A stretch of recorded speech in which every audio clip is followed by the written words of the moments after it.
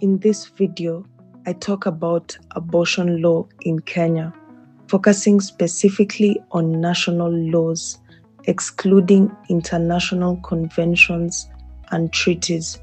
I use a case that was brought before the High Court of Kenya in 2015 and a judgment given in 2019 to guide the laws that I highlight. I hope you find this useful. In Kenya, there are a number of legal and policy instruments that speak to the subject of abortion. The first one is the Kenyan 2010 Constitution, which is the supreme law of the land. Under Article 26 of the Constitution, it talks about the right to life. It has 4 sub-articles, the first 2 of which set the scene for this discussion. Sub-article 1 states that everyone in Kenya has the right to life. Sub-article 2 states that it is Kenya's position that this life begins at conception. Sub-article 3 and 4 sort of talk about the same thing, but I want to focus on sub-article 4 because that is where the meat is at. Sub-article 3 and 4 talk about the permissibility of depriving someone of this right to life. Sub-article 4 begins by stating that abortion is not permissible in Kenya. It proceeds to state 3 instances where abortion may be permitted. The first is in emergency cases. The second is where the life or health of the mother is deemed to be in danger. And the third is where abortion is permissible by law. It is important to note that in the 3 instances where the Kenyan Constitution envisions that abortion may be permitted, this decision is contingent upon the opinion of a trained health professional. Notice the language of the Constitution doesn't specify who this person is to be.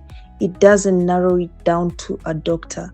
It gives a wide scope, which could include, for example, a trained nurse or a trained clinical officer. Before I move into the next piece of law which informs abortion, it is interesting to note that courts and policy instruments have defined a mother's health to include her mental health and anything that impacts her physically. On to the next piece of law, which is Kenya's Penal Code.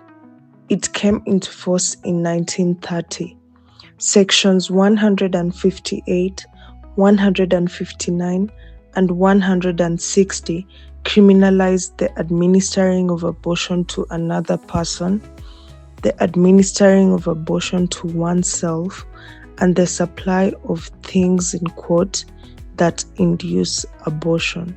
Interestingly, Section 240 of the Penal Code states that it is not a criminal act to conduct in good faith and with skill a surgical operation on the mother or an unborn child for the benefit of the mother. The next piece of legislation is the Sexual Offences Act. It came into force in 2006. Section 35 provides for medical orders to be given to cater to the treatment of victims of sexual offences acts. Section 46 provides for the formulation of policies to cater to the care of victims of sexual offences acts. Notice the language of the Sexual Offences Act details the treatment and care of victims of sexual offences acts.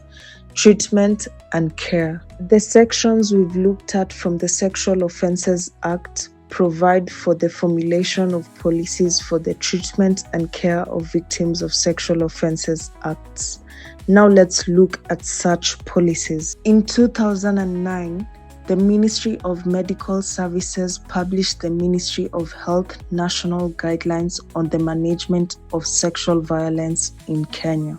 This is the first document, a policy document, that I find which expressly states that the abortion of a pregnancy which is a consequence of rape is allowed in Kenya. Further, it references the Sexual Offences Act as a supporting reference. However, 9 out of the 9 times that it mentions the Sexual Offences Act, no specific section is referenced. The implication is that the inference made is that treatment afforded to a victim of Sexual Offences Act includes abortion as a medical order under Section 35 of the Sexual Offences Act. In 2012, the Standards and Guidelines for Reducing Morbidity and Mortality from Unsafe Abortion in Kenya was published by the Ministry of Medical Services. A section of the 2012 guidelines talk about a basic package of emergency care being provided for survivors of sexual violence. The 2012 guidelines reference this emergency care package to the 2009 guidelines. The 2012 guidelines do not detail what this emergency care entails, so I look back to the 2009 guidelines to check whether it specifies what this emergency care entails. The 2009 guidelines talks about comprehensive care for sexual violence victims, which include medical treatment. Under medical treatment, emergency contraception, and emergency medication to prevent sexually transmitted diseases such as HIV is listed. Further, in the same document, under Chapter 1 on medical management, under a section on pregnancy prevention, emergency contraception is further talked about and abortion mentioned as a possibility for pregnancies which are the consequence of rape. Given the aforementioned, I believe the 2012 guidelines, through the explicit writings of the 2009 guidelines, envision abortion being construed as a treatment made available to those who become pregnant as a result of rape. Given the Constitution is the supreme law of the land, all acts of Parliament and policy instruments have to conform to the Constitution. In 2013 and 2014, the Director of Medical Services issued 2 memos to revoke the 2012 guidelines and a national training curriculum on the management of unplanned pregnancies. The reason given to revoke the 2 policy instruments is that they enable the training of various persons on the use of Medabon, which is a combination of mifepristone and misoprostol, abortion-inducing drugs. This would further enable abortion on demand.